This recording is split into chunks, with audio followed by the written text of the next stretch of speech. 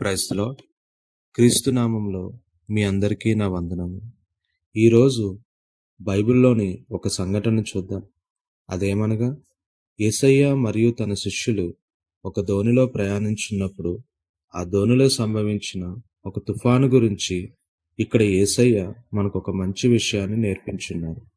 అదేమనగా, ఆ దోణిలో భీకరమైన తుఫాను గాలి లేవగా శిష్యులు వెంటనే కంగారు పడి తాము అపాయకరమైన స్థితిలో ఉన్నామని గ్రహించి యేసు వద్దకు వెళ్ళి ఆయన రక్షించమని అడుగుతారు.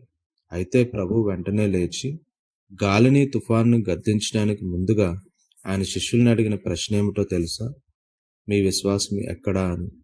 అయితే యేసయ్య మనల్ని కూడా అడుగుతున్న ప్రశ్న ఇదే. ఆయన మన సమస్యలను తీర్చకమునకు మనల్ని అడుగుతున్న ప్రశ్న, మీ విశ్వాసం ఎక్కడా అని.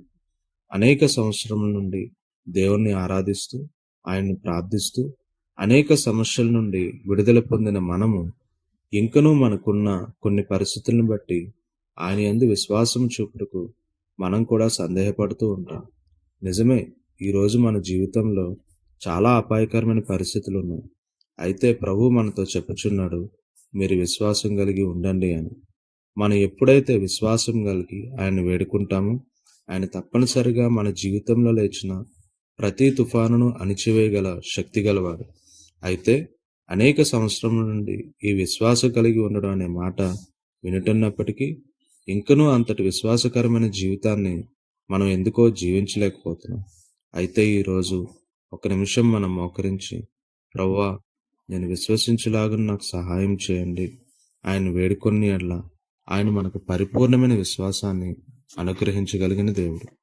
ఆయన యందు విశ్వాసం ఉంచి మన జీవితంలో ఉన్న అపాయకరమైన పరిస్థితులన్నింటినీ జయించి సంతోషముగా జీవించుదుము గాక. సమస్తమైన మహిమ దేవునికే కలుగును గాక. ప్రైజ్